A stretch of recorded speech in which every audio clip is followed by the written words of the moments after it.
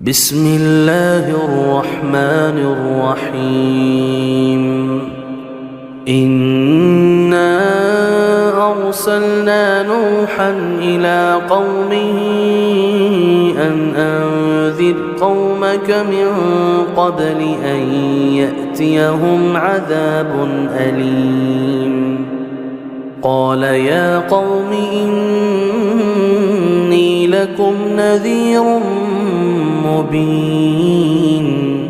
أن اعبدوا الله واتقوه وأطيعون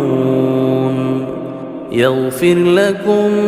من ذنوبكم ويؤخركم إلى أجل مسمى إن أجل الله إذا جاء لا يؤخر لو كنتم تعلمون قال رب إني دعوت قومي ليلا ونهارا فلم يزدهم دعائي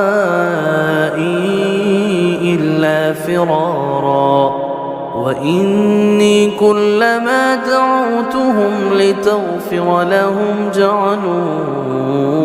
أصابعهم في آذانهم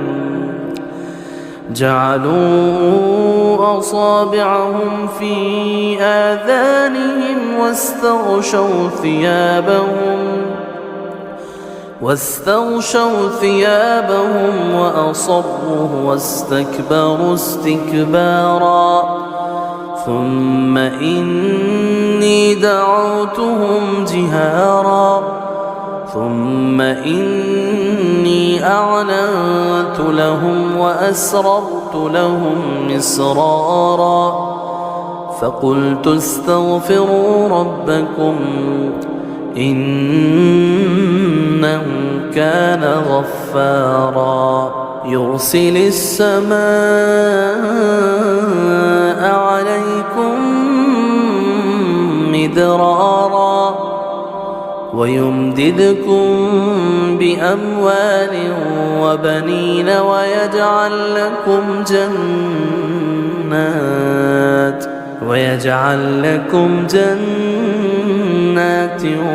ويجعل لكم أنهارا ما لكم لا ترجون لله وقارا وقد خلقكم أطوارا ألم تروا كيف خلق الله 7 سماوات طباقا وجعل القمر فيهن نورا وجعل الشمس سراجا والله أنبتكم من الأرض نباتا